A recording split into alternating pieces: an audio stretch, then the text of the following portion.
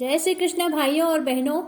आज मैं इस वीडियो में आपको कार्तिक महात्म्य का चौथा अध्याय का श्रवण करवा रही हूँ।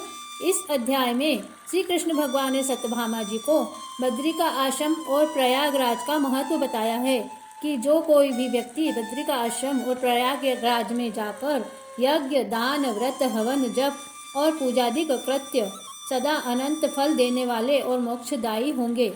जो मनुष्य यह कृत्य वहाँ पर करेंगे उन्हें मोक्ष की प्राप्ति होगी। तीर्थराज प्रयाग और बद्री नारायण की महिमा का वर्णन किया है कि जो व्यक्ति तीर्थराज प्रयाग में संगम में जाकर स्नान, दप, तप और जप करेंगे, पूजादि कृत्य करेंगे, उनको भगवान का सानिध्य प्राप्त होगा और उन्हें वैकुंठ का निवास होगा और मोक्ष की प्राप्ति होगी।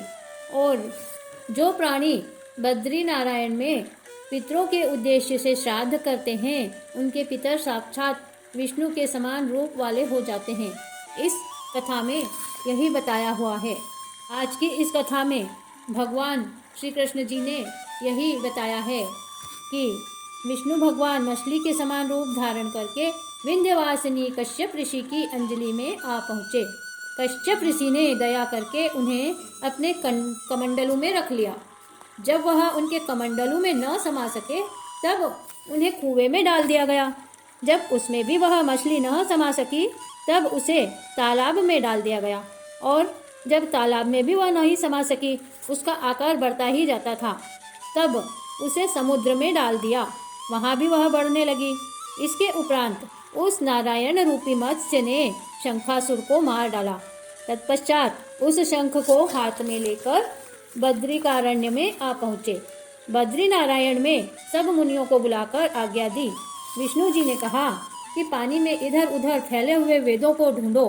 शीघ्र ही आप लोग रहस्य युक्त वेदों को जल से निकालकर शीघ्र मेरे पास ले आइए। इतने काल तक मैं देवताओं के साथ प्रयाग में ठहरा हूँ। राजा पृथु से नारद जी ने कहा। उसके पश्चात अपने तपोबल से समस्त ऋषियों ने यज्ञ बीजों के सहित सब वेद मंत्रों को समुद्र में से ढूंढ निकाला। उन वेदों में से जो भाग जिस जिस मुनि को मिला वह भाग उस मुनि का हो गया। तत्पश्चात उसी दिन से उस भाग के वे ही ऋषि कहलाए। सब वेदों को लेकर मुनिगण प्रयाग में आए और ब्रह्मा को उन लोगों ने सब वेद समर्पित कर दिए। सब वेदों को पाकर ब्रह्मा जी बड़े प्रसन्न हुए। तुरंत ही उन्होंने देवता तथा ऋषियों के साथ अश्वमेघ यज्ञ किया। यज्ञ के अंत में देवता, गंधर्व, यक्ष, नाग और गुह्यक गण विष्णु को भूमि में दंडवत करके प्रार्थना करने लगे। देवता गणों ने कहा कि हे देव, हे जगन्नाथ प्रभो, हम लोगों की प्रार्थना सुनिए। हम लोगों के हर्ष का समय है, इससे आप हमें वरदान दीजिए। इस स्थान में नष्ट हुए वेद पुनः ब्रह्मा जी को मिले हैं। हे लक्ष्मी नारायण, आपकी अनुकंपा से हम लोगों को यज्ञ का भाग भी यहाँ मिला है, इसलिए यह स्थान आपके प्रसाद से आज से पृथ्वी भर में सर्वप्रधान, पुण्य को बढ़ाने वाला, मुक्ति और भुक्ति को देने वाला है। ब्रह्म हत्यादिक महान पापों का नाश करने वाला आज का यह समय भी परम पवित्र और अक्षय फलदाता हो, ऐसा वरदान हम लोगों को दीजिए। श्री विष्णु भगवान ने कहा, आप लोगों ने जो कुछ कहा वही हमारा भी ध्येय है। जैसा आप लोगों ने मुझसे कहा है वैसा ही यह ब्रह्म क्षेत्र जगत प्रसिद्ध होगा।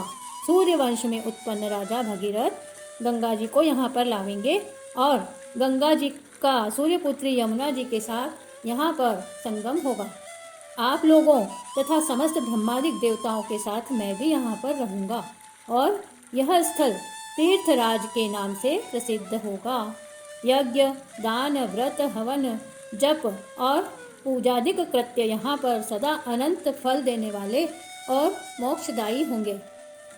7 जन्मों के लिए हुए ब्रह्म हत्यादि महापाप भी इस तीर्थराज के दर्शन मात्र से उसी समय नष्ट हो जाएंगे। जो बुद्धिमान मनुष्य मेरे सन्निकट शरीर त्याग करेंगे वे मेरे ही शरीर में मिल जाएंगे, फिर उनका जन्म नहीं होगा। जो प्राणी यहाँ पर पितरों के उद्देश्य से श्राद्ध करेंगे उनके पितर साक्षात मेरे समान रूप वाले हो जाएंगे। यह समय भी समस्त प्राणियों को महापुण्य फल देने वाला होगा। जो लोग इस तीर्थराज में मकर राशि के सूर्य माघ में स्नान करेंगे उनके समस्त पाप विनष्ट हो जाएंगे। मकर की संक्रांति होने पर माघ मास में प्रातः काल स्नान करने वालों के केवल दर्शन मात्र से सब पाप नष्ट हो जाते हैं। जैसे सूर्य के तेज से अंधकार का नाश हो जाता है। माघ के महीने में मकर की संक्रांति के होने पर स्नान करने वाले प्राणियों को मैं सालोक्य, सामीप्य और सारूप्य इन तीनों मुक्तियों को प्रदान करता हूँ। हे मुनीश्वर, आप लोग मेरे शब्दों को सुनिए। मैं सर्वत्र व्याप्त रहता हुआ सर्वदा बद्रिकारण्य में निवास करता हूँ। अन्यत्र सैकड़ों वर्षों तक तप करने पर जो फल प्राप्त होता है वही फल यहाँ एक दिन में मिल जाएगा। जो महानुभाव मेरे उस स्थान का दर्शन करेंगे वे जीवन मुक्त हो जाएंगे और उनके समस्त पाप नष्ट हो जाएंगे। श्री सूत जी ने कहा कि इस तरह विष्णु भगवान उन सब देवताओं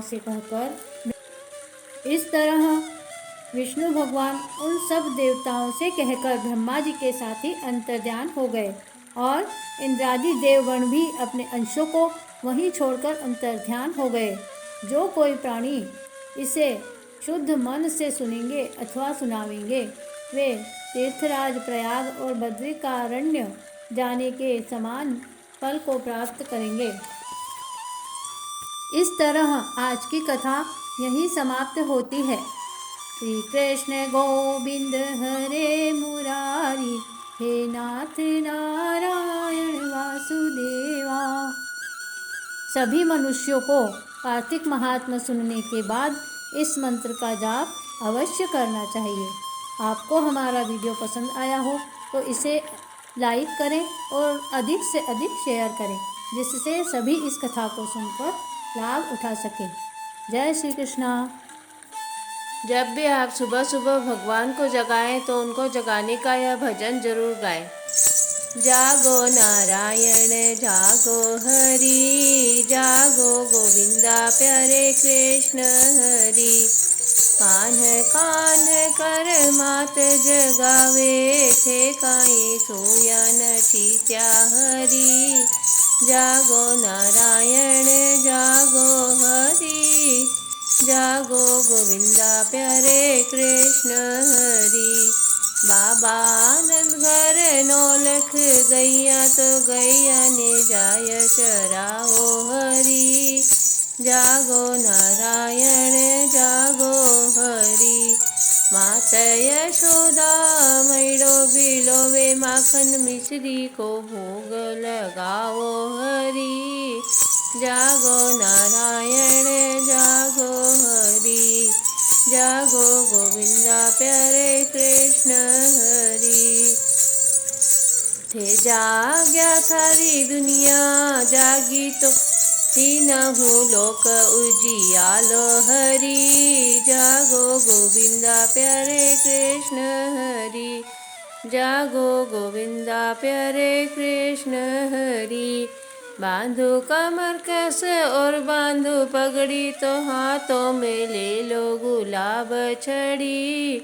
जागो गोविंदा प्यारे कृष्ण हरि, जागो नारायण जागो हरि। जागो नारायण जागो हरि। गोपाल कृष्ण भगवान की जय।